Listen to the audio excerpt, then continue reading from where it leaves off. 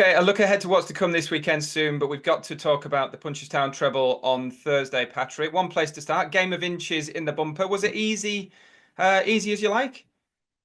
It was. That's what we thought he'd do. I thought to get to him was walking in at the start, but we ended up being a bit of a pace. We ended up settling in, which was great.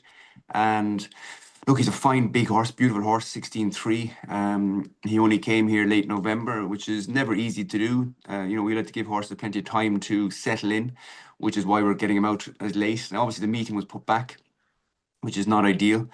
But cousin Vinny won in Punchestown on this Wednesday and went and won the champion bumper 22 days because the Wednesday in Cheltenham that year was put back a day. So he got 22 days.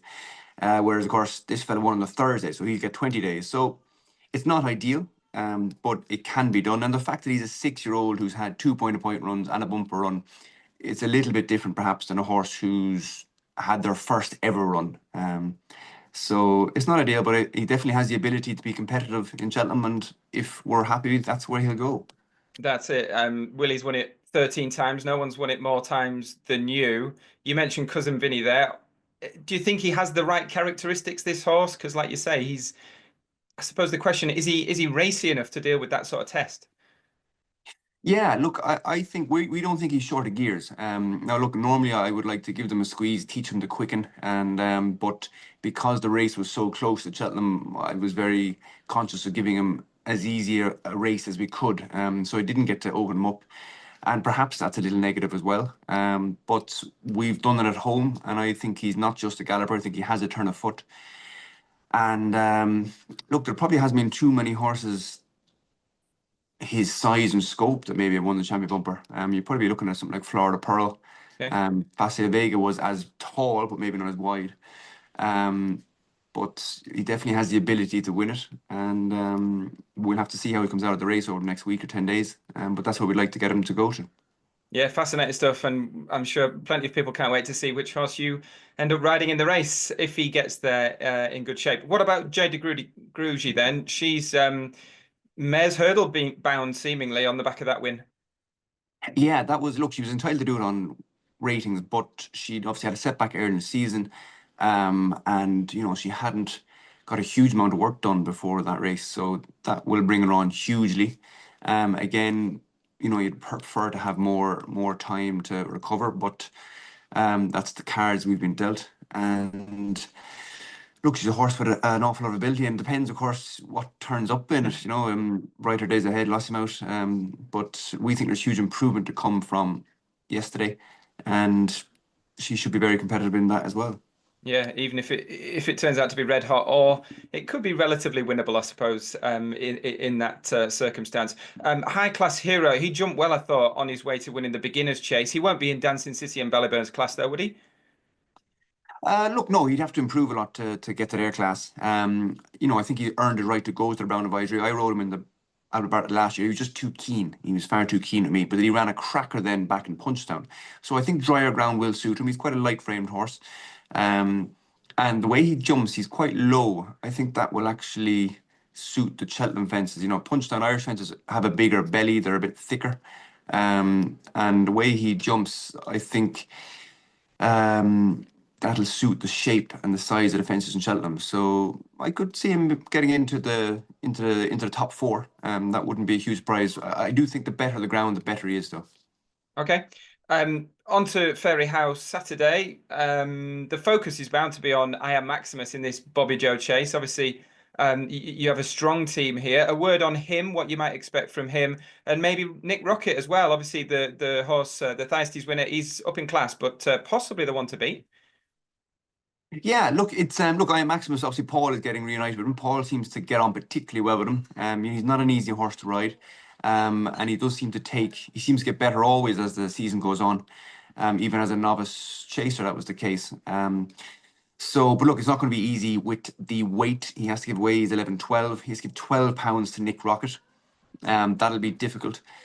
Nick Rocket and Melika Kuna, we want to get miles into the legs of these Grand National horses. I think they need to be race hard and fit. So the Bobby Joe is just a perfect timing wise. It's been a very good race to go on to Grand National. and that's why we're getting these horses out. But look, Nick Rocket should be hard to beat, getting the £12 from I Maximus. Obviously, it's 30 days since his Thyestes win. Should be hopefully be enough time to recover, but as a stepping stone towards Aintree, it's perfect timing. So we're hoping to see I Maximus show a lot more than he has. But obviously, it's a big drop in class rather than chasing galloping chomps around. But Nick Rocket at the weights should probably be the one to beat. Okay, Capodanno's in there as well. Obviously, he's been struggling for form a little bit, but he's a very capable on his day. He is, and heavy ground will suit him. He's big fan of that heavy ground when he won the Cotswolds Chase last year. Again, he's been a little bit disappointing this year, but he kind of got sent over to England for his first run, and maybe he hasn't had the greatest preparation for some of his races.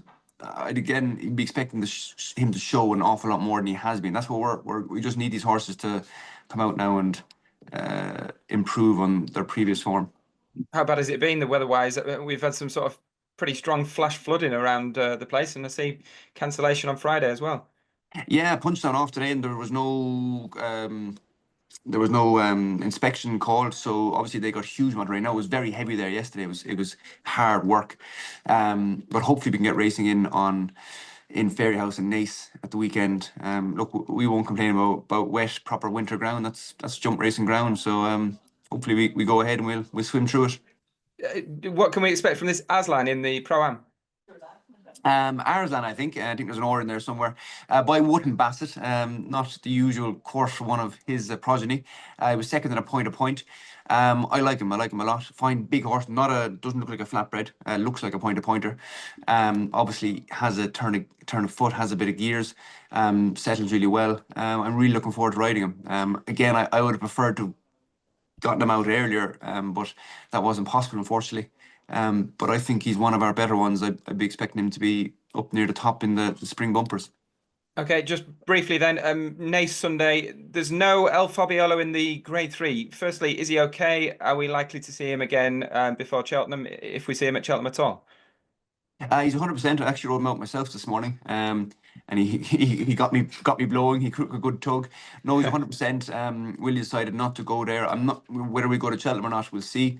But I imagine he could still turn up there. But Willie just felt, with all the rain and everything, that Naas wasn't going to be the right place to go. So no issues, but not out this weekend. Okay, thanks, Patrick. Thanks for your time. Great. Thanks, Matt.